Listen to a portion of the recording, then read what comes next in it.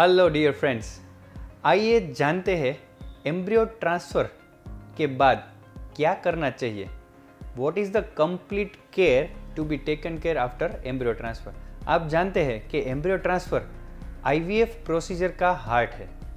तो embryo transfer की procedure के बाद आपको कितनी ही प्रॉब्लम्स, क्वेश्चंस होंगे कि मेरे को डाइट में क्या लेना चाहिए, रूटीन एक्टिविटीज़ में क्या कर सकती हूँ, ड्रग कौन कौन सी क्या लेना चाहिए और मेंटल और फिजिकल हेल्थ के लिए मेरे को क्या ध्यान रखना चाहिए। मैं doctor Darshan Sureja, fertility consultant, director of global IVF centre. We are having our expertise since last 10 years in fertility field.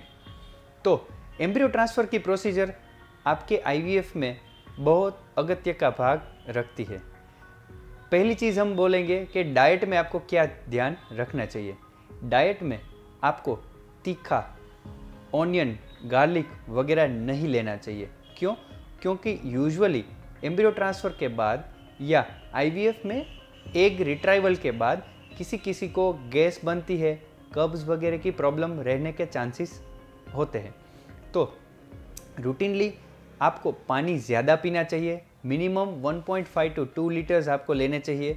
और फ्लूइड वाली चीज़ें माना जूस है, सूप है, कोई भी चीज़ आप ज़्यादा लो तो आपका डाइटरी जो सिस्टम है वो क्लीन रहेगा। उसमें भी आपको फाइबर डाइट ज़्यादा लेना चाहिए। Fibre in the form of, आप बोल सकते हो कि dietary fibres having vegetables, fruits का जूस भी ले सकते हो, लेकिन फ्रूट आप अगर पूरा लोगे तो उसमें फाइबर ज़्यादा आएंगे। वेजिटेबल को आप बॉईल करके पूरा वेजिटेबल खाओगे तो भी अच्छा रहेगा, क्योंकि आपका जीआईटी क्लीन रहेगा। दूसरी चीज़, वी एडवाइस कि आप नॉनवेज वगैरह ना लो तो अच्छा रहेगा, क्योंकि प्याज, लहसुन, नॉनवेज वगैरह सब तामसिक खुराक में गिने जाते हैं। तो तामसिक खुराक में क्या होता है, भय का वातावरण, स्ट्रेस वगैरह ज़्यादा रहेंगे आपको। तो आपकी mental health, we want peaceful, we want positive energy inside you, क्योंकि उससे ही गर्भ का अच्छा डेवलपमेंट होगा। तो better to avoid bad foods in form of तामसिक खुराक। दूसरी चीज़, ड्रग में आपको क्या ध्यान रखना चाहिए। 3 प्रकार की दवाई आपको डॉक्टर देते होंगे। एक चीज़ है पीने के लिए, दूसरी चीज़ है वजाइनल रखने के लिए, माहवारी की जगह पे दवाई रखने की होती है। तीसरी चीज़ होती है इंजेक्शन। ओके, पीने की दवाई में कभी कभार आपको, मैंने बोला ऐसा गैस वगैरह ज़्यादा हो सकता है। अगर वो चीज़ डाइट में चेंज करने से नहीं कुछ फ़र्क पड़ रहा है तो आप अपने डॉक्टर से हल्की फुल्की दवाई ले सकते हैं कि जिससे आपका पेट क्लीन हो, कब्ज़ वगैरह ना हो और गैस बनने में भी थोड़ा आराम रहे।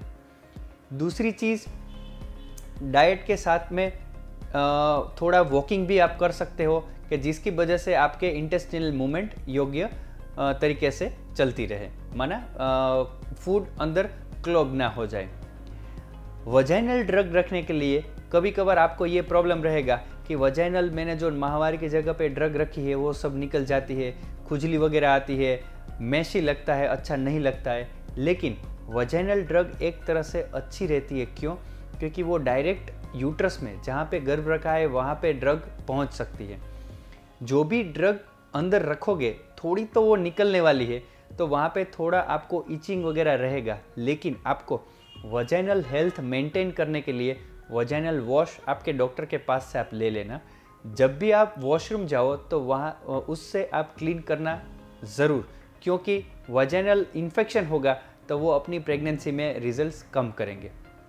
दूसरी चीज़, प्रॉपर क्लीन हैंड से वजाइना में ड्रग रखना चाहिए कि जिससे हम इन्फेक्शन वजाइना में इंट्रोड्यूस ना करें। तीसरा, drug in form of injections. Injections में कभी कभार क्या होता है कि दर्द होता है। जो कमर वाले प्रोजेस्टेरोन के इंजेक्शन होते हैं वो थोड़े पेनफुल होते हैं। तो आप वो इंजेक्शंस लेने के बाद अगर आपको ज़्यादा पेन होता है तो आप कोल्ड, माना जो आइस पैक होता है उसका शेक कर सकते हैं। थ्रोम्बोफोब नाम की ऑइंटमेंट भी आती है, वो भी आप लगा सकते हो। हम ऐसी स्पेशल जेलीज भी देते हैं कि जो लगाने के बाद 1 घंटे के बाद अगर आप इंजेक्शन लेते हो तो आपको पेन 80% तक कम हो जाएगा। वो हम स्पेशल जेलीज आपको एडवाइस करते हैं। तो इंजेक्शन, वजाइनल और ओरल ड्रग्स समय समय पे योग्य डोज में अचूक आपको लेनी चाहिए। ये सब हुआ ड्रग का। तीसरी चीज़ आई एक्टिविटीज़। एक्टिविटीज़ में सब आपको लगता है कि भाई अभी मेरा IVF का एम्ब्रियो ट्रांसफ़र हो गया, अभी मेरे को कंप्लीट बेड रेस्ट लेना चाहिए, मेरे को कोई भी मूवमेंट नहीं करनी चाहिए। ऐसा नहीं होता है।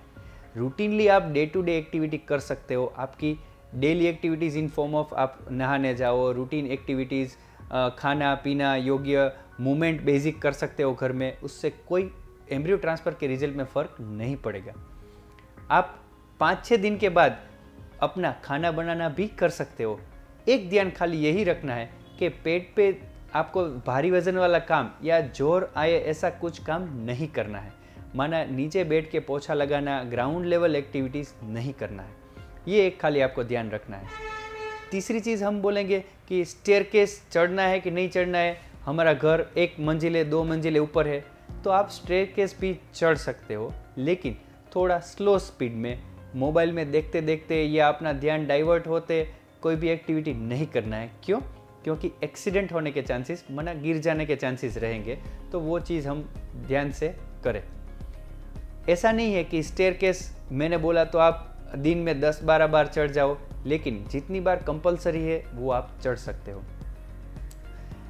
डेली एक्टिविटीज़ में दूसरा आता है ट्रैवलिंग। कभी कभार हमारे पेशेंट्स होते हैं दिल्ली से, बॉम्बे से, NRI पेशेंट्स होते हैं, तो वो लोग पूछते हैं कि हम ट्रैवल कर सकते हैं। यस, आप 2-4 घंटे का ट्रैवलिंग उसी दिन कर सकते हो। By car, by train, by flight जा सकते हो, लेकिन आपको जो भी रोड अच्छा नहीं है तो वो ट्राई टू अवॉइड।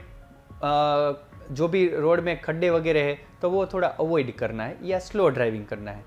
अगर 10-12 घंटे का ट्रैवलिंग है तो आप 1-2 दिन बाद करें, वो हम आपको सलाह करते हैं। दूसरी चीज़ डाइट के बाद आती है मेंटल एंड फिजिकल हेल्थ, जो एकदम इम्पोर्टेंट है। फिजिकल हेल्थ माना आपको जो भी ड्रग का कुछ रिएक्शन आता है, अगर आपको कुछ सर्दी जुकाम हो जाता है, डायरिया हो जाता है, टूथ में कुछ पेन होता है, बैक एक वगैरह होता है, तो आपको घर पे बैठ के वो सहन करने की ज़रूरत नहीं है। आप अपने गायनेकोलॉजिस्ट से मिलो, उसकी भी दवाई भले लोअर डोज में, जो भी इतना हेवी ड्रग नहीं होता है, वो आपको दे सकते हैं। आपको दर्द से परेशान रहने की ज़रूरत नहीं है। दूसरी चीज़, कभी कभार क्या होता है कि आपका प्रेगनेंसी का रिपोर्ट बीटा HCG का करने में थोड़ी देर है, या आप हॉस्पिटल पे योग्य दिन पे नहीं पहुंच सकते, 2-3 दिन आगे पीछे हो जाता है, तो कोई चिंता करने की बात नहीं है। लेकिन आपको दवाई इंजेक्शन वगैरह एक्स्ट्रा ले लेने हैं, तो दवाई इंजेक्शन स्टॉप नहीं होने चाहिए। दिखाने जाओ तब तक आपकी दवाई इंजेक्शन चालू रहने चाहिए। Last and most important thing is mental health. क्योंकि जैसे स्टूडेंट ने एग्ज़ाम दे दिया, तो एग्ज़ाम देने के बाद रिजल्ट आने में समझो कि थोड़े दिन है, तो उस टाइम तक वो ऐसा नहीं सोचेगा कि भाई मेरा रिजल्ट क्या आएगा, कैसा आएगा, फेल होगा, पास होगा। वो नेगेटिव थिंकिंग नहीं ही करना है।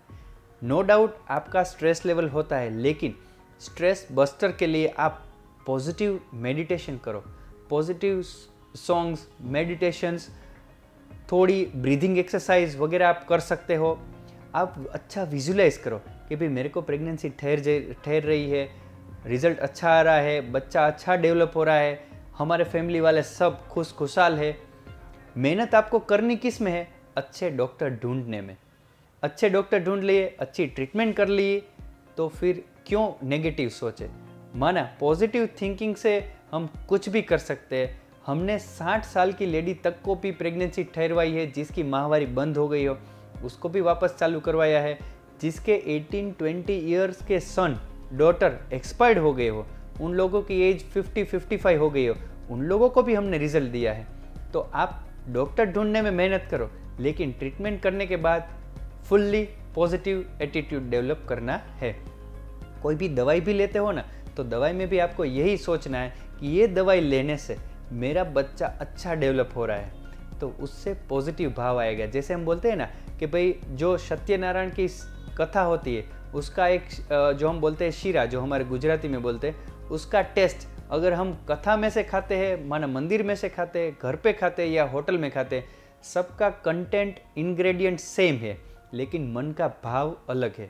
तो अगर आप मन का भाव अच्छा रखोगे तो वो ड्रग अच्छा इफेक्ट आपको देगी और अपना इच्छित फल हम मिल पाएंगे। ठीक है, तो all the best for your result. Thank you.